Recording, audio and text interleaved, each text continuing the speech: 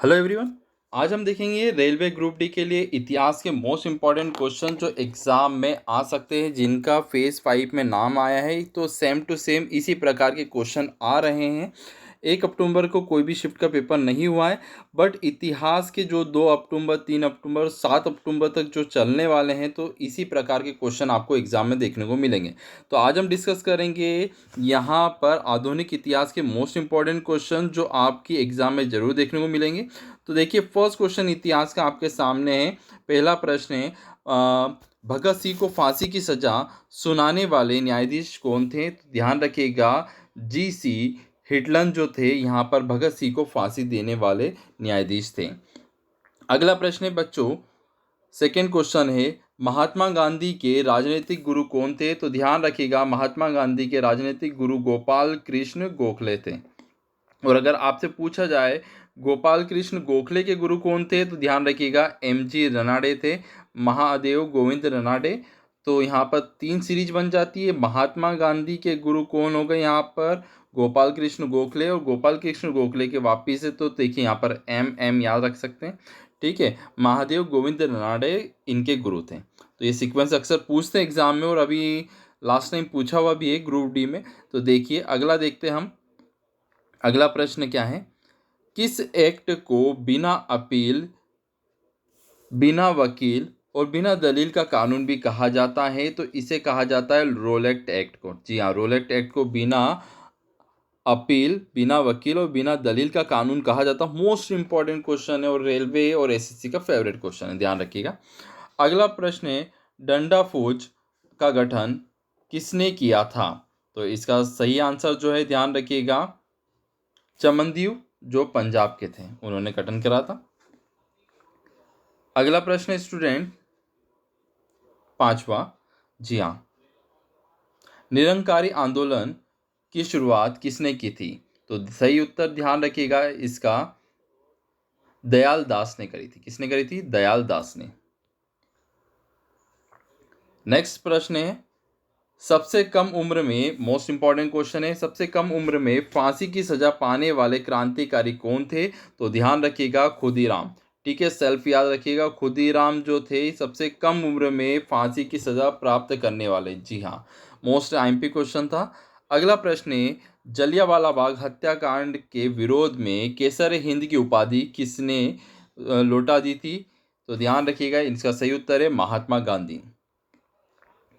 Next है आपके सामने, गदर पार्टी के स्थापना किसने करी थी? तो 2 व्यक्तियों ने करी थी। पहले थे लाला हरदयाल और दूसरे थे काशीराम। लाला हरदयाल ने यहाँ पर सैन फ्रांसिस्को में 1913 में करी थी। अगला प्रश्न है, फॉरवर्ड ब्लॉक के संस्थापक कौन थे? सुभाष चंद्र बोस। कौन थे? सुभाष चंद्र बोस।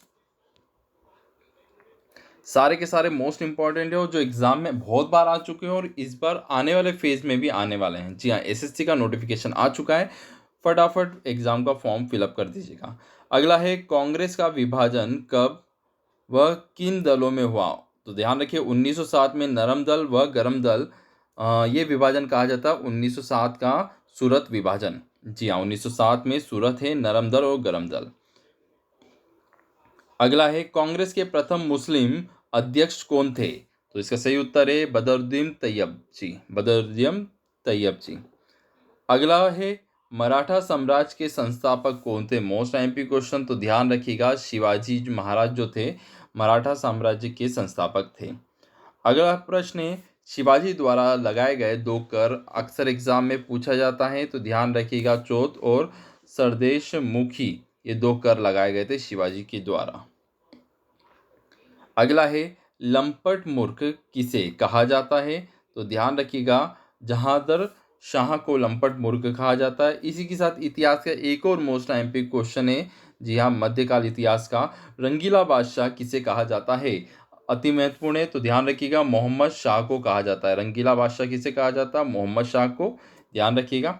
अगला प्रश्न है, ईरान का नेपोलियन किसे कहा जाता है? तो ईरान का नेपोलियन है नादिर शाह। कौन है? नादिर शाह को ईरान का नेपोलियन के नाम से जानते हैं। अगला प्रश्न है, मुगल दरबार में आने वाला प्रथम अंग्रेजी कौन था? जी हाँ, तो इसका सही उत्तर है कैप्टन हॉकिंस। कौन थे? कैप्टन हॉकिंस से।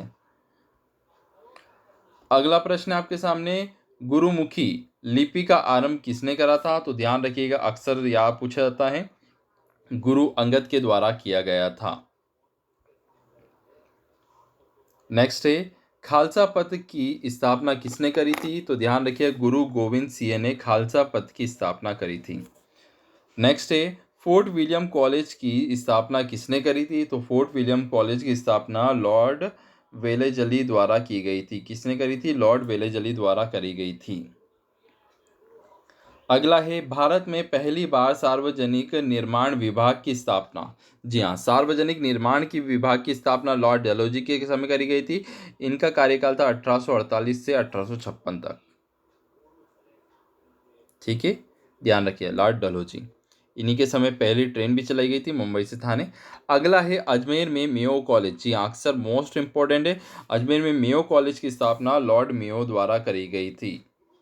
जी हाँ, मोस्ट इंपॉर्टेंट है, टफ क्वेश्चन आपसे पूछता हूँ, इसमें ईयर बताना आपको कब करी गई थी। ठीक है, भारत की जनगणना। अगला प्रश्न है, भारत के उदारी की संज्ञा किसे दी गई है? उदारवादी की, तो लॉर्ड रिपन को दी गई है। अगला इंपॉर्टेंट है, शिमला समझौता कब हुआ? शिमला समझौता 1945 को हुआ। कब हुआ? 1945। नेक्स्ट है, स्वतंत्र भारत के प्रथम गवर्नर जनरल कौन थे? तो स्वतंत्र भारत के प्रथम गवर्नर जनरल थे लॉर्ड माउंटबेटन। लॉर्ड माउंटबेटन थे। अगला है, तात्या टोपे का वास्तविक नाम अक्सर एग्जाम में पूछा जाता है, तो इसका सही उत्तर है रामचंद्र पंडुरंगा। जी हाँ, पंडुरंगा जो थे, यहाँ पर तात्या टोपे का मूल्य नाम था। अगला है, इंग्लैंड में भारतीय सुधार समिति की स्थापना किसने करी थी? तो इसका सही उत्तर है दादा भाई नौरोजी। दादा भाई नौरोजी के द्वारा हुई थी।